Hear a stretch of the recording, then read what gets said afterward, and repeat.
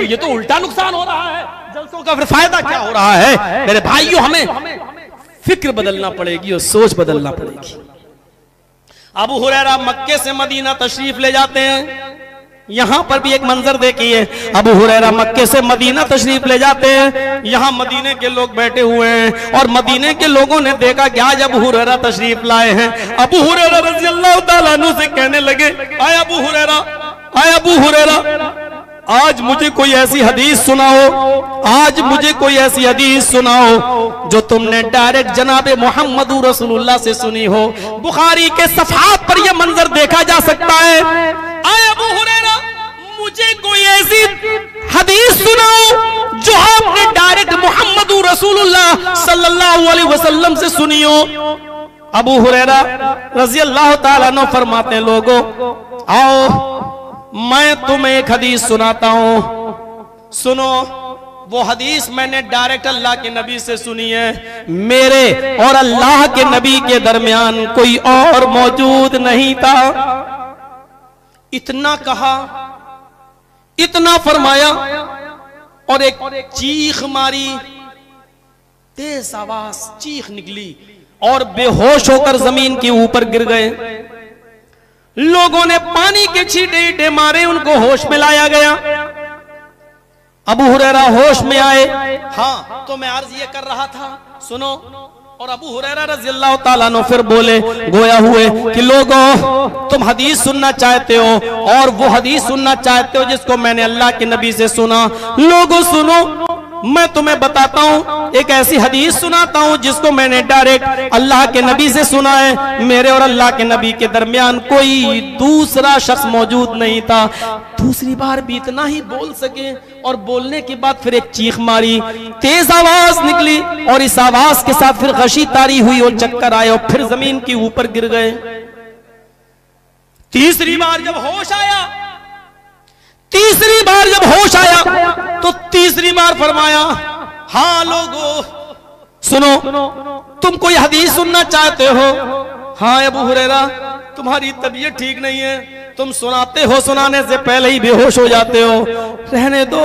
फरमाया, सुनो, आज मैं तुम्हें एक ऐसी हदीस सुनाता हूं जिसको मैंने डायरेक्ट जनाब मोहम्मद रसूलुल्लाह सल्लल्लाहु अलैहि वसल्लम की जबान से सुना है। मेरे और अल्लाह के नबी के दरमियान कोई तीसरा शख्स मौजूद नहीं था, सिर्फ मैं था और जनाब मोहम्मद रसूलुल्लाह। और आप ये फरमा रहे थे, आए अबू हुरैरा, जहन्नम सबसे पहले 3 किस्म के लोगों से दहकाई जाएगी। जहन्नम में सबसे पहले 3 किस्म के लोग डाले जाएंगे।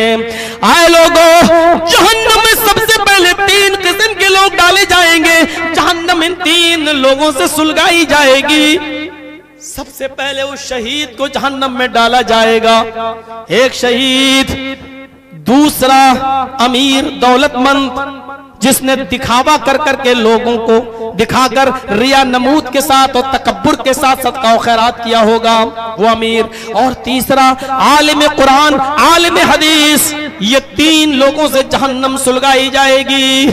आए अबू हुरैरा, उस शहीद ने अपनी जान तो दी होगी, उसने अपनी गले पर गर्दन पर तलवार तो चलवाई होगी, उसने अपना पेट तो फड़वाया होगा, मैदान जंग में जवां मर्दी से लड़ा तो होगा, उसने कुश्तों की कुश्ते बहाए तो होंगे, काफिरों को मार मार के उनके लाइनें सफेद तो बिछाई होंगी, लेकिन उसने रज़ा इलाही के लिए नहीं, एलाए कलिमतुल्लाह के लिए ऐसा नहीं किया होगा, बल्कि उसने ऐसा इसलिए किया होगा, कुश्तों के कुश्ते इसलिए बहाए होंगे ताकि लोगों से बहुत बड़ा बहादुर कहें, जवां मर्द कहें, तीरंदाज कहें। रिया और नमूद उसके अंदर थी, इसलिए अल्लाह ताला इस शहीद को जहन्नम के अंदर डालेगा, क्योंकि इसने एलाए कलिमतुल्लाह के लिए जंग नहीं लड़ी है। इस शहीद को जहन्नम में डाला जाएगा।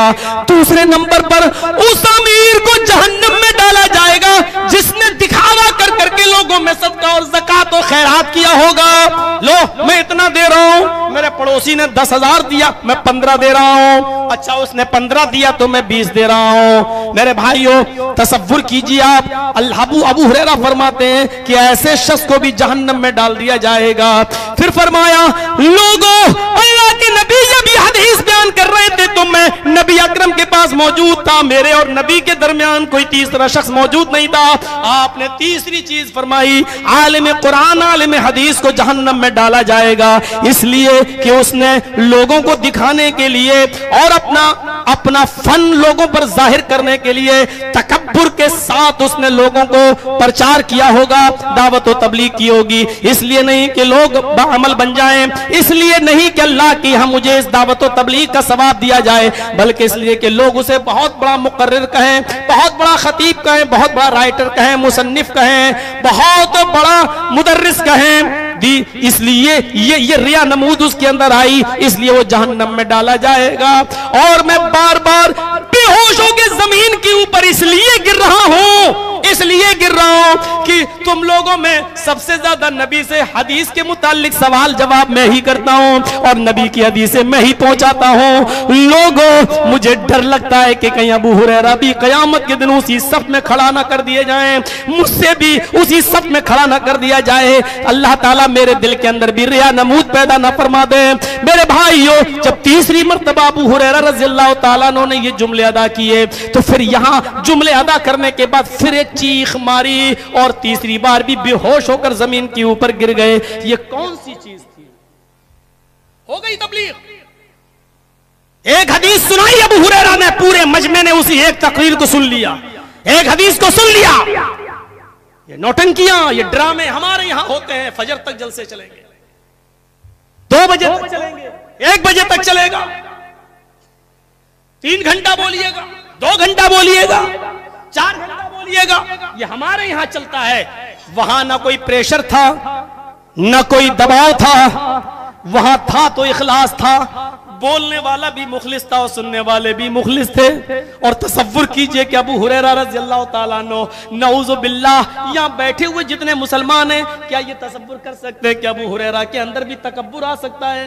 क्या वो भी घमंड में सबसे ज्यादा हदीसें उन्होंने सुनाई, उनको तकब्बुर था? नऊज़ु बिल्लाह, हमारी जबान कट के गिर जाए अगर अबू हुरैरा रज़ियल्लाहु ताला अन्हु के बारे में हम ऐसा जानबूझकर सोच भी लें। लेकिन फिक्र आखिरत क्या थी, डर क्या था और आखिरत का तसव्वुर क्या था? लोगों, तो मैं सबसे ज्यादा हदीसों को बयान करने वाला मैं ही हूँ, हदीसों को पूछने वाला मैं हूँ, नबी अकरम से सवाल जवाब करने वाला मैं हूँ और सवाल जवाब करके मैं ही तुमको सबसे पहले बताता हूँ। मुझे डर लगता है कहीं उस सफ में मुझे खड़ा न कर दिया जाए, ऐसा ना हो कि अल्लाह ताला क़यामत के दिन ये ना कह दे कि अबू हुरैरा तूने सबसे ज्यादा इसलिए बयान की हदीसें कि ताकि लोग तुझे बहुत बड़ा हदीसों का बयान करने वाला कह जाओ जहन्नम के अंदर। तीसरी बार चीख मारते हैं और बेहोश होकर जमीन के ऊपर गिर जाते हैं। सहाबा का कि फिक्र आखिरत ये और हदीस बयान करने से पहले उन्होंने एक मंजर ये बांधा और इन वाकयात की रोशनी में हम कहां खड़े हैं। हम नहीं कह रहे हैं कि हम वैसा बन पाएंगे, लेकिन हम ये तो सोचें कि इन वाकयात की रोशनी में हम कहां खड़े हैं और कैसे लग रहे हैं। हमारे अंदर कितनी फिक्र आखिरत है, कितनी फिक्र आखिरत।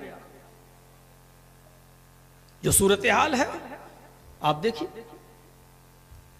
फिक्र आखिरत